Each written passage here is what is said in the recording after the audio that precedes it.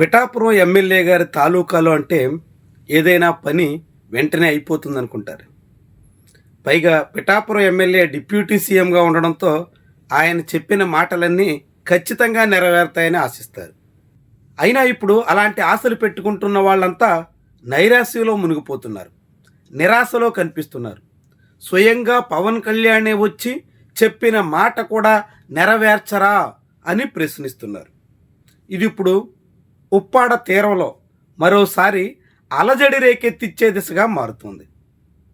ఉప్పాడలో పవన్ కళ్యాణ్ స్వయంగా వెళ్ళి అక్టోబర్ 9వ తారీఖున హామీ ఇచ్చారు. బహిరంగ సభ వేదిక పైనుంచి ఉప ముఖ్యమంత్రి హోదాలో జనసేన 3 రోజుల్లో మళ్ళీ ఉప్పాడొచ్చి సముద్రంలో జల కాలుష్యాన్ని స్వయంగా పరిశీలిస్తాను అని చెప్పిన మాట నెరవేర్చలేదు. పోనీ 3 రోజుల్లో ఆయన మళ్ళీ వచ్చి కాలుష్యాన్ని చూడకపోయినా 100 రోజుల్లోగా సమస్య పరిష్కరిస్తాను అని చెప్పిన మాటకి ఏమైనా ప్రయత్నం చేశారా అని జనం ప్రశ్నించే పరిస్థితి వచ్చింది. 100 రోజుల్లో సమస్య పరిష్కరిస్తానని ఆయనే గడువు పెట్టి ఇప్పుడు ఆయనే తను పెట్టిన డెడ్ లైన్ని తనే మర్చిపోయినట్టు కనిపిస్తోంది. కాకినాడ నుంచి మొదలుకొని తుని తీరం వరకు ఉన్నటువంటి ఆ సముద్ర తీర ప్రాంతం అంతా ఇప్పుడు అల్లాడిపోతుంది. సముద్ర కాలుష్యంతో కకావికలమవుతుంది. మత్స్యకారులకు సముద్ర వేట లేకపోవడం వల్ల ఉపాధి కోల్పోయి విలవిల్లాడుతున్నారు. మత్స్యకారులకి సముద్రం మీద నమ్ముకుని జీవనం సాగిస్తున్న దశలో అక్కడొచ్చిన కాలుష్యకారక పరిశ్రమలన్నీ ఇప్పుడు మత్స్యకారుల కొంప కొల్లేరు చేసేస్తున్నాయి. మత్స్యకారుల జీవనోపాధి మీద దెబ్బ కొడుతున్నాయి.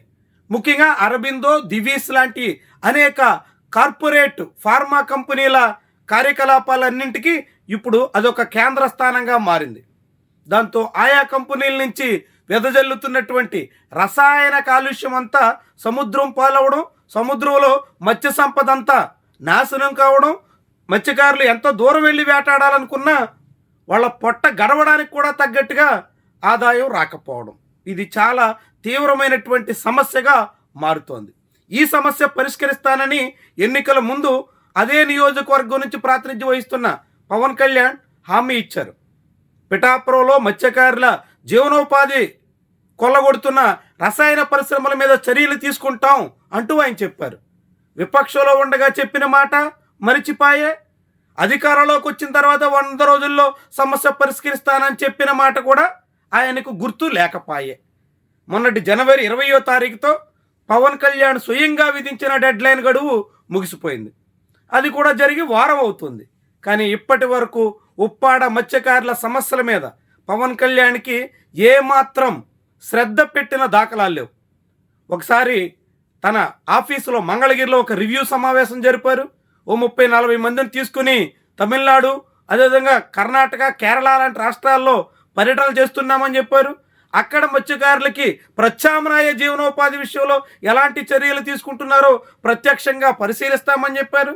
ఇది మినహా పవన్ కళ్యాణ్ 100 రోజుల్లో చేస్తానని చెప్పిన ఏ మాట నెరవేర్చినా అనవాళ్లు లేవు. దాంతో మత్స్యకారులు ఇప్పుడు తీవ్రంగా కలత చెందుతున్నారు. 3-4 రోజుల పాటు రోడ్డెక్కి చాలా పెద్ద స్థాయిలో ఆందోళన చేస్తే దిగొచ్చిన పవన్ కళ్యాణ్ ఇచ్చిన హామీని కూడా మర్చిపోతారా అంటూ రగిలిపోతున్నారు. మత్స్యకారులకు మాట ఇచ్చి తప్పిన ఉప ముఖ్యమంత్రి తీరు మీద తీవ్రంగా మండిపడుతున్నారు. మత్స్యకారులు పవన్ కళ్యాణ్ దిగిరొచ్చేలా అనేక రకాల ఉద్యమాలు నిర్వహించారు.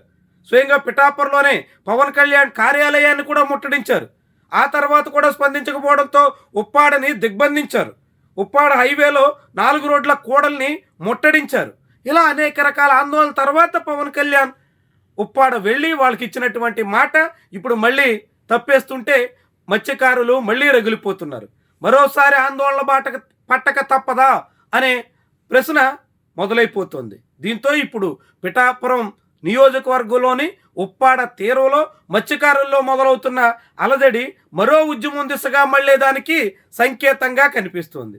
ఉప ముఖ్యమంత్రి మీద నమ్మకంతో గడిచిన 3-4 నెలలుగా ఎదురు చూస్తున్నటువంటి వాళ్ళందరి ఆశల మీద నీళ్లు జల్లేయడంతో పవన్ కళ్యాణ్ తీరుతో వాళ్ళంతా ఆగ్రహావేశాలతో కనిపిస్తున్నారు. పవన్ కళ్యాణ్ ఇలా మాట తప్పి మమ్మల్ని మోసగిస్తారా అని మత్స్యకారులు నిలదీస్తున్నారు. పవన్ కళ్యాణ్ మాట ఇచ్చారంటే నెరవేరుస్తారు అనే పరిస్థితి నుంచి ఇలా మాట తప్పిన నాయకుడిగా మిగిలిపోతారా అని చాలా సూటిగా నిలదీస్తున్నారు.